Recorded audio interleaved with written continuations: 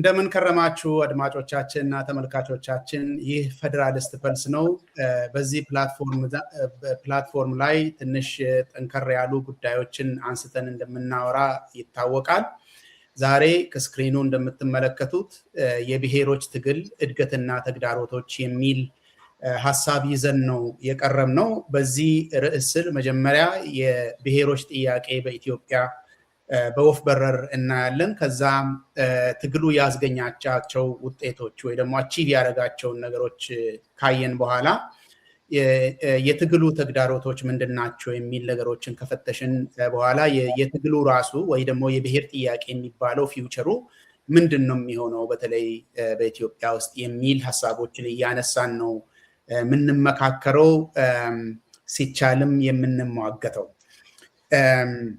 ይሄንን ሐሳብ ከኔ ጋር ለመመካከር የቀረበው በጣም የምታውቁት ዶክተር ጸጋዬ አራርሳ ነው በዚህ ጉዳይ ላይ ብዙ የተመራመረ የጻፈና የተከራከረ በዚህ ብዙ ዕውቀትን ያዳበረ ሰው ነው ስለዚህ ከሱ ጋር ነው የምንቀጥለው እንድትከታተሉን ሁላችሁም ተጋብዛችኋል እናመሰግናለን ዶክተር ጸጋዬ ወደ ፌደራሊስት ፐልስ እንኳን በደህና መጣ እንኳን ደህና ቆየኝ ይታና ያክብርልኝ ስለጋበዝከኝ አይ ቲንክ የመጀመሪያ ጊዜ ነው በዚህ እውነት ነው እንኳን መጣ በጣም ደስ ይለኛል እና እስኪ እንደው ለመጀመር እንዲመቸን የብሔሮች ጥያቄን በኢትዮጵያ እስኪ በወፍ በረር እንመልከተው ታሪኩን ካነሳ ነው በአንድ ፕሮግራም ቀርቶ በብዙ ፕሮግራሞችም የምንወጣው ስላልሆነ እስኪ በጥቅሉ የብሔሮች ትግል ወይ ደግሞ በተለምዶ የብሔሮች ጥያቄ የሚባለው ከየት ተነስቶ የት ደረሰ በኢትዮጵያ ኮንቴክስት በግሽ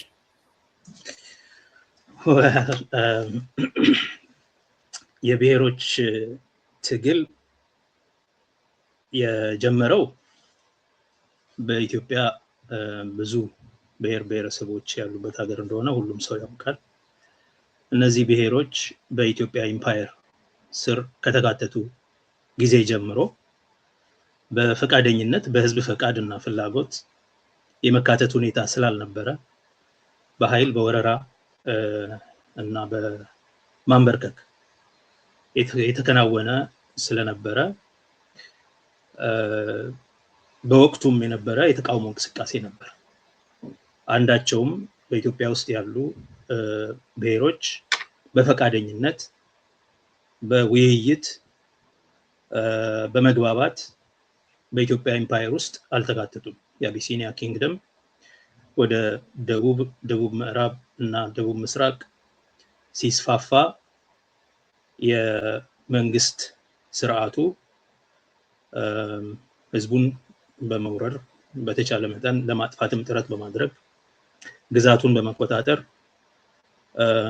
ህዝቡን ወደ አገልጋይነት ወደ ሰርፍደም በመቀየር መሬቱን እና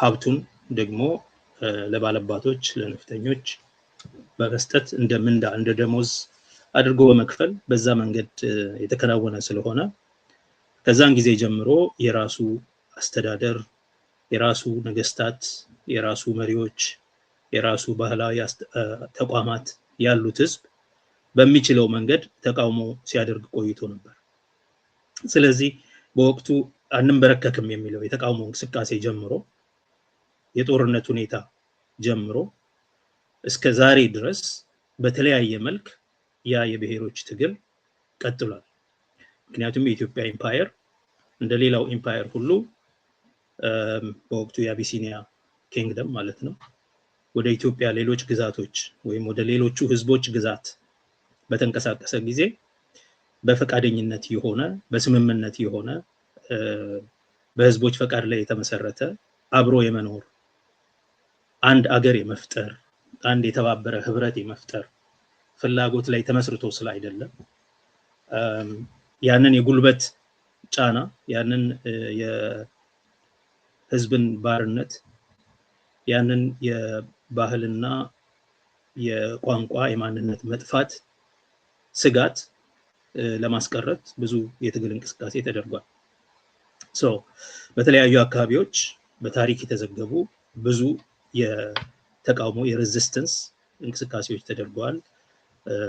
አሌክሳንደር ቡላቶቪች አንተ የምታውቀው የታሪክ ዘጋቢ በወቅቱ በምዕራብ በኩል በደቡብና በደቡብ ምዕራብ አካባቢ ዛሬ ደቡብ ኦሞ፣ ሰሜን ኦሞ በሚባሉ አካባቢዎች በከፋ እና በተለያዩ አካባቢዎች ምን አይነት ጥፋቶች ሲደረጉ እንደነበረ በማዕከል በኦሮሚያ ውስጥ ምን አይነት ነገር ሲደረግ እንደነበረ በሁለት ቮሊዩም መጽሐፍ በዝርዝር ጽፎታል።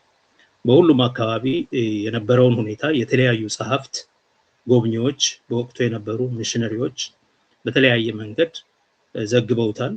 ኦልሞስት ጆርናሊስቲካሊ ጽፈውታል። የተቃውሞ እንቅስቃሴ በጣም ሰፊ መራር የነበረ እንደሆነ የታወቀ ነው። በአርሲ ለምሳሌ ከ7 ዓመት በላይ የፈጀ የተቃውሞ እንቅስቃሴ ነበር። በሐረርጌ እንደዚሁ የጨለንቆ ጦርነት ላይ የመጨረሻው ሽንፈት እስኪገጥማቸው ድረስ የሐረርና የኦሮሞ ሰዎች ሲታገሉ እንደነበር ይታወቃል።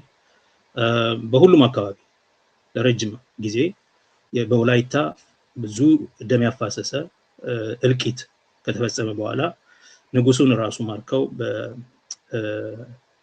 በሚኒሊክ ቤተመንግስት በማምጣት ለብዙ ጊዜ በእስርና በግዞት ያቆዩ እንደሆነ ይታወቃል። በሁሉም አካባቢዎች የትግል የብሔር ጥያቄዎች የነፃነት ጥያቄዎች ናቸው። የመሰረታዊ ሰብአዊነት ጥያቄዎች ናቸው። ግዛቴ አይነካብኝ፣ ስርዓቴ አይነካብኝ፣ ቋንቋ፣ ባህል፣ የማንነቴ አይነካብኝ፣ ንብረት እና ሀብቴ አይወረስብኝ፣ አይወሰድብኝ፣ ሚስቶቻችን አይደፈሩብን፣ ልጆቻችን አይገደሉብን። ምክንያቱም ይሄ የወረራ እንቅስቃሴ ብዙ ኢሰብአዊ ተግባራት ያካተተ ነበር። እንደሚታወቀው እጅ እግር መቁረጥ፣ ቤቶችን ማቃጠል ብዙ ጸሐፍት የዘገቡት ነገር ነው። አንዳንዶች ዛሬ እንደሚሉት እኛ ፋብሪኬት አድርገን የትም ቦታ ያልተጻፈ ነገር አይደለም እናወራው። የአውሮፓ ጸሐፍት፣ የኢትዮጵያ መንግስት ባለስልጣናት፣ ዘጋቢዎቹ የጻፉትን ከነ ጳውሎስ ኘኞ፣ እነ መርስዔያዘን ወልደ ቂርቆስ፣ እነ ብላቴን ጌታ ኅሩይ ወልደ ሥላሴ ራሳቸው የጻፉትን በየአካባቢው የተካሄደውን ሁኔታ ይህን ያህል ህዝብ ጨረስን፣ እግዚአብሔር እርዳታ ይሄን አደረግን እያሉ እንደ ገድል የጻፉት በስፋት የተተረከ ከባድ ጭካኔና ኢሰብአዊነት የተሞላበት እንቅስቃሴ ሙሉ ህዝብን ወደ ገባርነት ወደ ባርነት የሚቀይር እንቅስቃሴ ተደርጎ እንደተካሄደ ይታወቃል። በደም ነው የተዋቀረው ማለት ነው። ሪቻርድ ሪድ እንደሚለው this is a state of violence። ይሄ ሀገር በኃይል ተግባር ላይ የተመሰረተ ነው፣ የተዋቀረ ነው። መሰረቱ የህዝቦች ፈቃድና ፍላጎት፣ የህዝቦች ስምምነትና ህብረት፣ የአብሮነት ጉዳይ ሳይሆን መሰረቱ ደም ነው። መሰረቱ አሁን በቅርብ ፕሮፌሰር ኃይለ ገሪማ ብዙ ቮልካኒክ የሆነ እንቅስቃሴ የፈጠረው ሀገር ነው ይላል። ብዙ እሳተ ገሞራ ጉዳዮች የፈጠሩት ሀገር ነው ይላል። እሱ ፖዚቲቭሊ ነው የሚለው። ያ እሳተ ገሞራ ግን ዩኒ ዲሬክሽናል ነው በአብዛኛው። ያ እንፋሎት ለመግዛት ከአውሮፓ ቅኝ ገዢዎች ጋር ለመፎካከር አውሮፓ ከውጭ መጥቶ የኔን ሀገር ሲመኝ እኔ እዚህ በ1897 ሚኒሊክ የጻፉት ደብዳቤ ነው። እኔ እዚህ ቁጭ ብዬ ዝም ብዬ ላያቸው ነው ወይ? ፈረንጅ እንደ ፍልፈል ጉድጓድ ሲቆፍር ምሽግ ሲቆፍር አፄ ዮሐንስ ዝም ብዬ ላይ ነው ወይ? እነዚህ ንግግሮች በሙሉ ከፈረንጅ ጋር ያለሽ ቅድምድም ነው። የቴዎድሮስ እርዱኝ እኔ ክርስቲያን መንግስት ሆኜ በሌሎች ተከብቤ ችግር ውስጥ ስላለው የአውሮፓውያኑ የምዕራብ ስልጣኔ የደቡባዊ አውትፖስት ደረቅ ጣቢያው ነኝ፣ የመጨረሻው ጣቢያው ስለሆንኩኝ እርዱኝና ይሄን አካባቢ ክርስቲያን ላድርግ፣ ኢትዮጵያን ከኦሮሞ፣ ኢየሩሳሌምን ከእስላም ከቱርክ ነፃ ላውጣ ሲል የነበረ the same civilizing mission። ኦኬ አንዳንዶች እንደሚሉት የክብር አውሮፓዊነት ኦነረሪ ዩሮፒያን የክብር ነጭነት እንተጎናጽፈው እነዚህን አካባቢዎች እንግዛ በሚል ስለሆነ በአውሮፓ መሳሪያ ትብብር፣ በአውሮፓ እርዳታ፣ በአውሮፓ የቅኝ ግዛት ሎጂክ የመውረር የመስበር የማጥፋት እና የመተካት የመንቀል ማለት ነው። ከመሬቱ ብቻ ሳይሆን ከታሪክም ከባህልም ከማንነትም ጭምር የማጽዳት ተግባር ተደርጎ የተከናወነ ነው። ይህንን በፍላጎት የተቀበለ አንድም ህዝብ የለም። በፍርሃት አንዳንድ ኮንሴሽን ያደረጉ መሳፍንት አሉ በየአካባቢው በፍርሃት። በአቢሲኒያ ውስጥ ኦፍ ኮርስ ከትግራይና ከሰሜን የተለያዩ ገዢዎች ጋር የሆነ አይነት መግባባት ሊኖር ይችላል። የሆነ አይነት አትሊስት እድል የመሰጣጠት ነገር ሊኖር ይችላል ከዮሐንስ ጊዜ ጀምሮ ማለት ነው። እኔ ንጉስ ነኝ አንተ ንጉሰ ነገስቱን ችግር የለውም ምናምን የሚል። ከአቢሲኒያ ውጪ ባሉ አካባቢዎች ግን አንዳንድ የአካባቢ መሪዎችን የአካባቢ መሳፍንት ወይም ባላባቶች ወዘተ እነዚህ ከጉልበት በወረራ ከምንመጣ የምትፈልጉትን እዛውን ልክላቸዋለን። ባሮች ነው የምትፈልጉት፣ ንብረት ነው የምትፈልጉት፣ ሀብት ነው የምትፈልጉት፣ ጤፍ ነው፣ ወርቅ ነው፣ ማር ነው፣ የዝሆን ጥርስ ነው፣ ይሄንን ሸማ ነው፣ ጥጥ ነው፣ ይሄንን እንልካለን ብለው የተስማሙ ምሳሌ ጅማ፣ የሌቃ ንቅምት እና በምዕራብ በኩል እነ ሼህ ወጀሌም ጭምር እነዚህ አሉ። ከነዚህ ጥቂት የኮንሴሽን እንቅስቃሴ አድርገው ትንሽ እድል የመስጠት እዛው ቆዩ አትምጡብን እኛ እንገብራለን በሚል የገባር ስምምነት ካደረጉ ማለት ነው። በጉልበት የገባርነት ስምምነት ካደረጉት በቀር አጠቃላይ የነበረው እንቅስቃሴ በሰፋሪ ቅኝ ግዛት ወረራ በተስፋፊነት እንቅስቃሴ የተደረገ ስለነበረ በወቅቱ ከባድ ተቃውሞ ነበረ፣ ከባድ ትግል ነበር።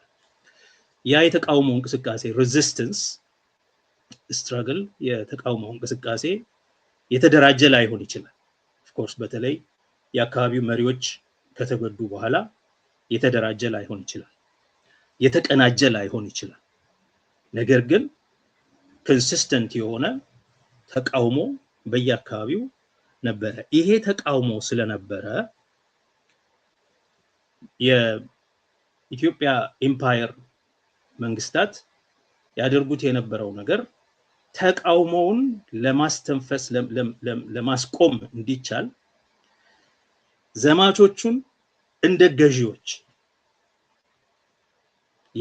ያለ ደሞዝ የሚንቀሳቀስ ሰራዊት ስለነበረ የኢትዮጵያ ሰራዊት መደበኛ ሰራዊት ስላልነበረው እስከ ሁለተኛ ዓለም ጦርነት ቨርቹዋሊ እስከ ሁለተኛ ዓለም ጦርነት ዘመን ድረስ ማለት ነው መደበኛ ጦር ሰራዊት ስላልነበረው ጦሩን ደሞዝህ የምትገዛው አገር ነው የምታስገብረው ህዝብ ነው በማለት ደሞዝህ በነፍጥህ ነው በማለት የነፍጠኛ ገባር ስርዓትን በኢትዮጵያ ደቡባዊ፣ ደቡብ ምስራቅ፣ ደቡብ ምዕራባዊ አካባቢዎች ላይ ይሄንን ፈጽመው ፈንዳሜንታሊ በወረራ መያዙ ብቻ ሳይሆን ሜንቴን የሚደረገው ደግሞ በነፍጠኛ ገባር ስርዓት ነው።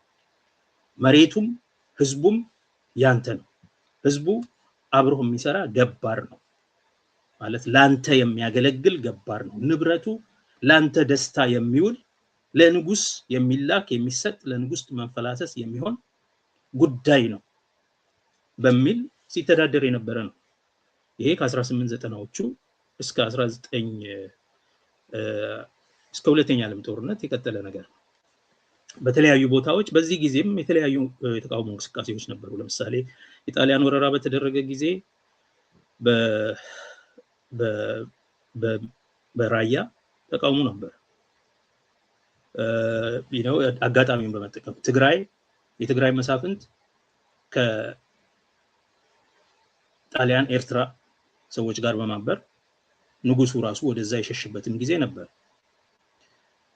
በተለያዩ አካባቢዎች ከጣሊያን ጋር ባያብሩም የራሳቸውን የነጻነት ተስፋ ያነሱም ሰዎች ነበሩ። በምዕራብ ኦሮሚያ ለምሳሌ ዌስተርን ኦሮሞ ኮንፌዴሬሽንን ለመፍጠር በ1936 እንደዚህ አይነት እንቅስቃሴዎች ነበሩ። በሊግ ኦፍ ኔሽንስ አባል እንሆን ወይም በእንግሊዝ ፕሮቴክቶሬት ስር እንሆን እንጂ የጣሊያን አገዛዝን አንቀበልም ያሉ ሰዎች ነበሩ። አብዛኛው በኦሮሚያ በሲዳማ በተለያዩ የደቡባዊ ኢትዮጵያ ክፍሎች ጣሊያንም ተጠቅሞበት ሊሆን ይችላል ከፋፍሎ ለመግዛት እንዲመቸው። ነገር ግን ኢትዮጵያ ውስጥ ያለውን ከ50 ዓመት በፊት የነበረውን ከ40 ዓመት በፊት የነበረውን ክሊቬጅ በመጠቀም ማለት ነው አብዛኞቹ ያብሶት ስለነበራቸው ከጣሊያን ጋር አብረው የራሳቸውንም ደግሞ የተወሰነ አይነት በራሳቸው ቋንቋ የመናገር የመንቀሳቀስ ነገር ያሳዩበት ሁኔታ አለ። በሲዳማ በተለያዩ የኦሮሚያ ክልሎች በደቡብ አካባቢ እንደዚህ አይነት እንቅስቃሴዎች ይታዩ ነበር። 1943 ከትግራይ የገበሬዎች ተቃውሞ እንቅስቃሴ ጋር ተያይዞ በተለይ ደግሞ ደቡብ ትግራይ እና ራያ አካባቢ እንደዚሁ ወሎ አካባቢ የተቃውሞ እንቅስቃሴ ነበረ። የብሔር ገጽታ ያለው ነው፣ አካባቢያዊ ቢሆንም ማለት ነው። የብሔር ገጽታ ያለው የፔዛንት የገበሬዎች እንቅስቃሴ ይባላል፣ ግን የብሔርም ገጽታ አለው። ዋናው ኮር ሳይሆን ማርጂናል ነው። በዚህም ላይ ብሶት የመረረውና የተንቀሳቀሰው ከዛ በኋላ ከሁለተኛ ዓለም ጦርነት በኋላ በጣም በዳር ሀገሮች በተለይ በአፋር ለምሳሌ በአፋምቦ ምክንያቱም ለፈረንሳዮቹ የያዟቸው ለፈረንሳይ ይገባል የሚባል አካባቢ ስለነበረ ጋምቤላ፣ ሶማሊ፣ ኦጋዴን ማለት ነው። እነዚህ ግዛቶች ዛሬ እንደምናስበው በቃ ሁሉ ጊዜ ከኢትዮጵያ ጋር አልነበሩ። ጠቅላይ ሚኒስትር አክሊሉ ሀብተወልድ ከብዙ ክርክር በኋላ በተለይ ከኤርትራ ፌዴሬሽን መምጣት በኋላ በብዙ ድርድር ወደ ኢትዮጵያ እንዲመለስ ያደረጉት ነው። እንግሊዞቹ የያዟቸው አካባቢዎች ስለነበሩ ማለት ነው ከጣሊያን ተናጥቀው ልክ እንደ ኤርትራ፣ ጋምቤላ እስከ 1950ዎቹ ይመስለኛል፣ የሶማሊ የኦጋዴን እስከ 1954 እንደዚህ አካባቢ ድረስ 53 54 አፋር የሌጋምቦ አካባቢ ይሄ ምንድነው አፋምቦ የሚባለው አካባቢ ረጅም ጊዜ እንደዚሁ በኢትዮጵያ መንግስት ቁጥጥር ስር አልነበረም። በእነዚህ ጊዜዎች ሁሉ ኢች የመለየት ፍላጎት እንደዚሁ ኤርትራ ከ1952 በተለይ ከ1960 የፌዴሬሽኑ መሻር በኋላ የትጥቅም ትግል በመጀመር የቅኝ ግዛት ጥያቄን ፍለፊት በማምጣት ማለት ነው በመጀመር የተቃውሞ እንቅስቃሴው የተለያየ መልክ ይዞ ቀጥሎ ነበር። በዋናነት ግን የተቃውሞ እንቅስቃሴ የአይዲዮሎጂ እና የድርጅታዊ መልክ የትግል መልክ ይዞ ወደ ፖለቲካ ምህዳሩ የመጣው ከ1960ዎቹ የተማሪዎች እንቅስቃሴ ጋር ተያይዞ ነው። ተማሪዎች እንቅስቃሴ ውስጥ የግራ ዘመም እንቅስቃሴ ስለነበረ የግራ ዘመም እንቅስቃሴ ደግሞ እንደ የትኛውም ቦታ በአንድ ኢምፓየር ውስጥ የሚደረግ ሶሻሊስታዊ አብዮት ወይም የማህበራዊ ፍትህ አብዮት ሲካሄድ የብሔሮችን ችግር መርሳት የለብንም በሚል ይከራከር ስለነበረ በዓለም አቀፍ ደረጃ የተማሪዎች እንቅስቃሴም ይሄንን ጥያቄ ቆይቶ ዘግይቶ አንስቶ ይሄንን ጥያቄ ሴንትራል አድርጎ የመነጋገሪያ የፖለቲካ አጀንዳ አድርጎት አቅርቦታል። ከማህበራዊ ፍትህ ጥያቄዎች አንዱ እንደመሆኑ ከመሬት ጋር ከኢኮኖሚ ሪዲስትሪቢዩሽን ጋር ተያይዞ የካልቸራል እና የናሽናል ሬኮግኒሽን ጥያቄዎች እነዚህን ጥያቄዎች ሴንተር አድርገው የመወያያ ርዕስ ሆኖ የኢትዮጵያ የፖለቲካ አጀንዳ ሆኖ ቀጥሎ በ1970ዎቹ በፖለቲካ ድርጅት ታግዞ በትጥቅ ትግል ጭምር ተደግፎ ሲካሄድ የቆየ ጥያቄ ነው። ባጭሩ ምን ለማለት ነው? የብሔሮች ትግል ላለፉት 150 ዓመታት ኢምፓየሩ ከጀመረ ጀምሮ እስከ ዛሬ ድረስ ሕያው ሆኖ አገሪቷን የኢምፓየሩን ከዳር እስከ ዳር እያላጋ እዚህ ያደረሰ ነው። አሁንም በወሳኝ መልኩ ይሄ ጥያቄ ይሄ ችግር ይሄ የብሔሮች ጥያቄ የማይመለስ ከሆነ እየተላጉ መቀጠሉ የማይቀር ነው። ማይ ሆፕ የኔ እምነት ይሄ ጥያቄ በቅርብ ጊዜ ይፈታል የሚል ነው። በእኔ ትውልድ መልስ ያገኛል